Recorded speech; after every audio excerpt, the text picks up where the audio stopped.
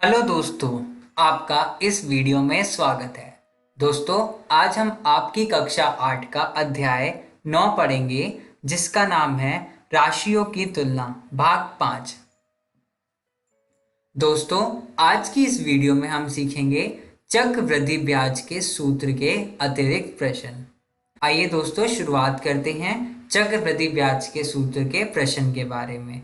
दोस्तों, आज हम इसमें दर का वार्षिक तथा अर्धवार्षिक संयोजन के ऊपर प्रश्न करेंगे।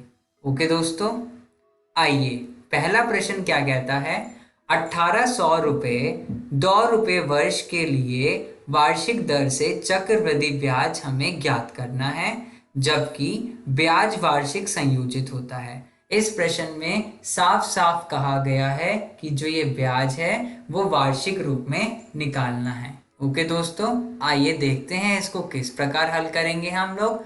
प्रश्न में दिया हुआ है मूलधन हमारा 1800 रुपये, दर दी हुई है 5% और समय दिया हुआ है 2 वर्ष का। ओके दोस्तों, मिश्र धन यानी चक्रवृद्धि ब्याज निकालने का सूत्र क्या होता है हमारा, मूलधन गुणा 1 जमा दर भाग 100 की घात n, यानी वर्षों की हमारी संख्या, जैसा कि हमने पिछली वीडियो में पढ़ा था। दोस्तों, जब हमने इस सूत्र के अंदर संख्याओं को रखा तो हमने ज्ञात किया 1800 जो हमारी मूलधन राशि थी, गुणा 1 जमा दर हमारा 5% था यानी 5/100, और वर्षों की संख्या हमें थी 2 साल। तो हमने क्या लिखा, 1800 गुणा 1 जमा 5/100 की घात 2। जब हमने इसको आगे हल किया तो हमें ज्ञात हुआ 1800 गुणा 21/20 की घात 2, और जब हमने इसको आगे हल किया तो हमें ज्ञात हुआ 1984.50 रुपए। ओके दोस्तों,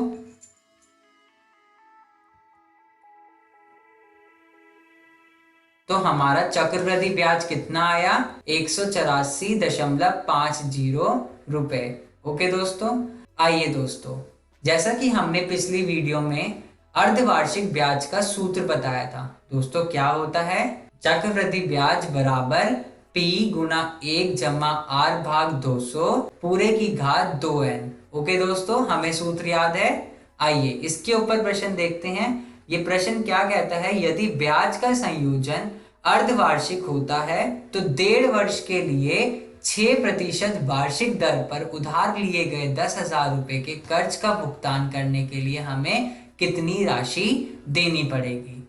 ओके दोस्तों, आइए हल करते हैं इसे आगे।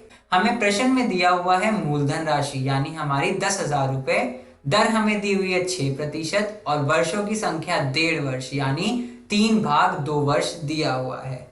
ओके दोस्तों, जब हमने इसको इस सूत्र के अंदर रखा तो हमें क्या मिला, P गुणा 1 जमा R भाग 200 पूरे की घात 2n।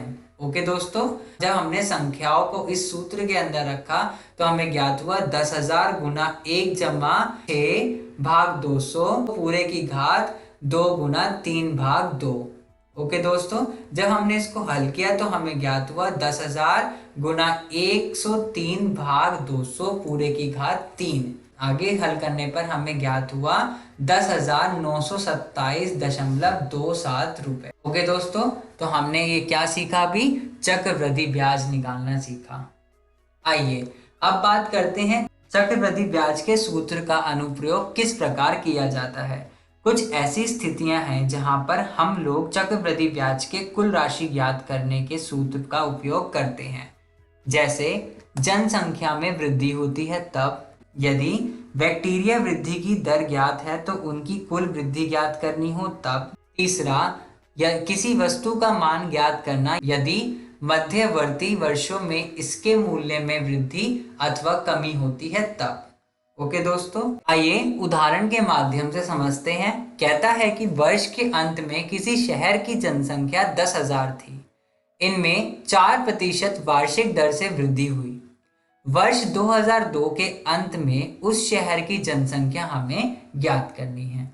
आइए देखते हैं इसको किस प्रकार हल करेंगे। दोस्तों, हमें दिया हुआ है P यानी मूलधन दिया हुआ है 10,000 लोग, R यानी दर दी हुई है हमें 4% और वर्षों की संख्या हमें दी हुई है 2 वर्ष। ओके दोस्तों, जब हमने इसमें 2002 के अंत में उस शहर की हमने जनसंख्या निकाली तो हमने सूत्र लगाया P गुना 1/r/100 जब हमने इस सूत्र के अनुसार संख्या को रखा तो हमने रखा 10,000 गुना 1/4/100 जब हमने इसको आगे हल किया तो 10,000 गुना 104/100 बराबर 10,816, यानी 2002 के अंत में उस शहर की जनसंख्या 10,816 रही होगी। ओके दोस्तों, आइए अगला उदाहरण देखते हैं। ये कह रहा है कि एक मोटरसाइकिल 25,000 रुपए में खरीदी गई। 2 वर्ष पश्चात इसके मूल्य में 5% अवमूल्यन हो गया। 2 वर्ष पश्चात मोटरसाइकिल का मूल्य हमें ज्ञात करना है। ओके दोस्तों यहाँ पे अवमूल्यन का अर्थ है वस्तु के उपयोग और उम्र के कारण उसके मूल्य में कमी। साधारण सा अवमूल्यन का मतलब है मूल्य में कमी होना। ओके दोस्तों, इसमें हमें दिया हुआ है मूलधन 25,000 रुपए और अवमूल्यन यानी कमी की दर है हमारे पास 5% और वर्षों की संख्या 2।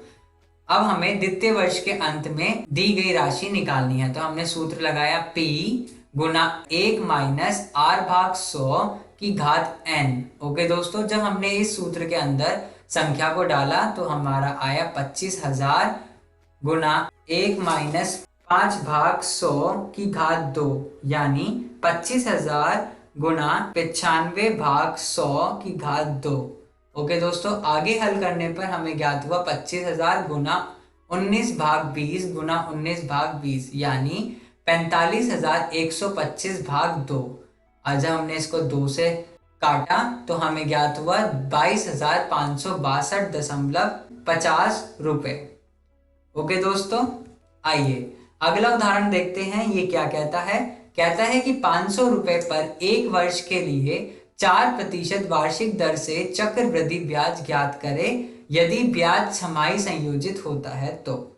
मूलधन हमें दिया हुआ है 500, दर हमें दी हुई है 4% और वर्षों की संख्या हमें 1 दी हुई है। अब हमने इसको इस सूत्र के अंदर रखा। कौन सा सूत्र? मूलधन गुना 1 जमा दर भाग 100 वर्षों की संख्या। हमारे पास ये सूत्र आ गया। अब हमें प्रश्न में दिया हुआ था कि ये हमें छमाही ब्याज के अनुसार निकालना है तो हमने सूत्र लगाया P गुना 1 जमा R भाग 200 पूरे की घात 2 गुना N। ओके दोस्तों, जब हमने सूत्र के अनुसार संख्या को डाला तो 500 गुना 1 जमा R भाग 100 पूरे की घात 2। ओके दोस्तों, जब हमने इसको आगे हल किया तो हमें ज्ञात हुआ 520.20 रुपए। अतः चक्रवृद्धि ब्याज हमारा किस प्रकार निकला? मिश्रधन माइनस मूलधन। तो मिश्रधन हमारा था 520.20 माइनस 520 जो हमें मूलधन राशि दी हुई थी। तो हमें चक्रवृद्धि ब्याज कितना निकला? हमारा 20.20 रुपए। ओके दोस्तों, आज की इस वीडियो में हमने सीखा चक्रवृद्धि ब्याज के सूत्र के अतिरिक्त प्रश्न। ओके दोस्तों, धन्यवाद दोस्तों।